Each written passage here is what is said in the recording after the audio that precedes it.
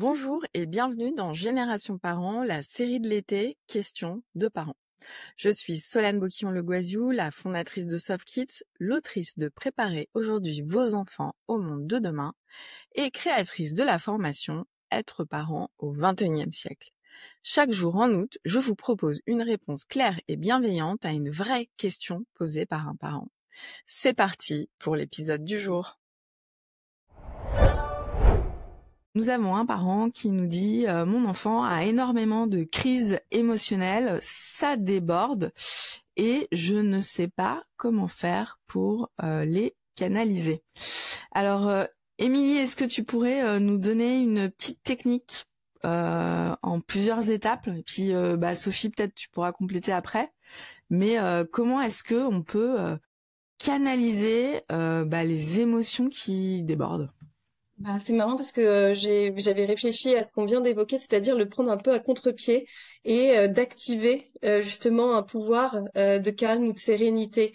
À un moment où l'émotion explose, ça peut être aussi un des outils, hein, et voilà, comme d'autres, souvent on libère la colère en libérant physiquement ce qui déborde, et ça c'est hyper efficace. Mais on peut aussi activer sur des enfants, d'activer un pouvoir. Je sais que parfois à certains âges on aime bien, on est des super-héros et super-héroïnes, etc. Et on peut du coup réactiver un pouvoir de sérénité, de calme, de bien-être. Et tout ça, on peut le faire tout simplement donc en serrant la main. Donc on inspire, on serre fort le poing, et là on active, on a l'impression de vraiment se concentrer. On demande à l'enfant de se concentrer sur ça et d'activer ce pouvoir de sérénité, de bien-être, d'apaisement. Et nous, on prend cette posture de mais tu as aussi ce pouvoir, tu peux le faire tout seul en fait. C'est aussi le rendre autonome sur ses émotions, d'avoir la capacité à. Et donc inspirer, on serre, on va vraiment aller chercher la sérénité, on souffle tout doucement et on la propage dans le corps. Et du coup, on arrête de bloquer sur l'émotion justement qu'on dit parfois négative, etc., mais qui prend parfois tellement d'ampleur dans les familles. Et on bloque effectivement, comme le disait Sophie, sur elle est toujours là, elle est récurrente, elle revient, alors qu'en fait il y en a plein d'autres qui sont là aussi, mais que on ne valorise pas. Et donc là, l'idée c'était justement de valoriser une émotion plutôt calme, sérénité, à un moment où ça peut exploser. Et l'autre conseil que je voulais donner, c'est aussi de le travailler quand tout va bien. Souvent, je donne des exercices de sophro d'urgence quand tout explose, etc.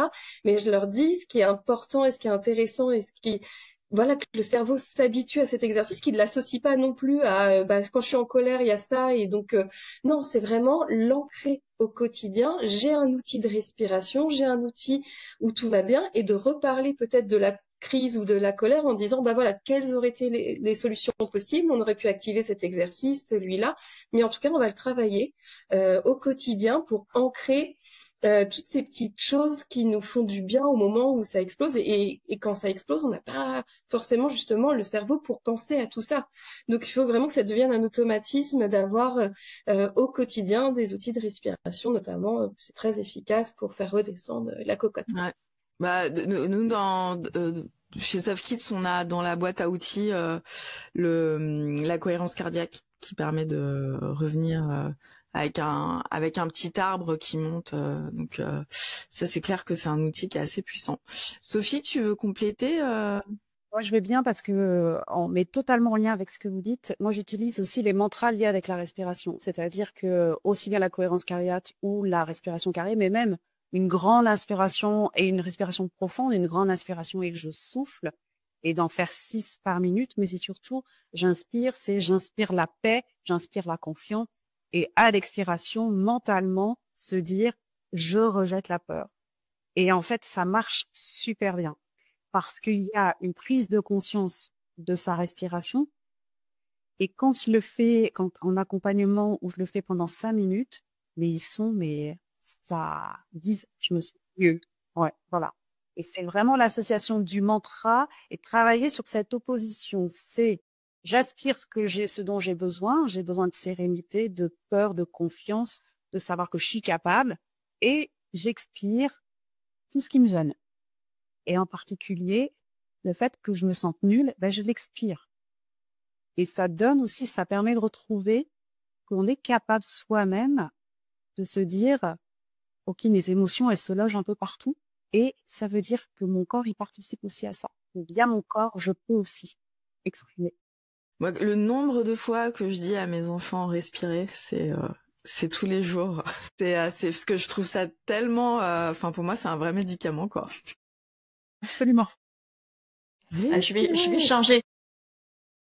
Je vais m'inspirer de toi, Solène, parce que moi je dis tenez-vous droite. Tenez-vous droite. Donc je vais changer mon mantra. Respire. C'est hyper. Eh ben merci Émilie et Sophie pour vos super conseils. Merci d'avoir écouté cet épisode de la série Questions de parents.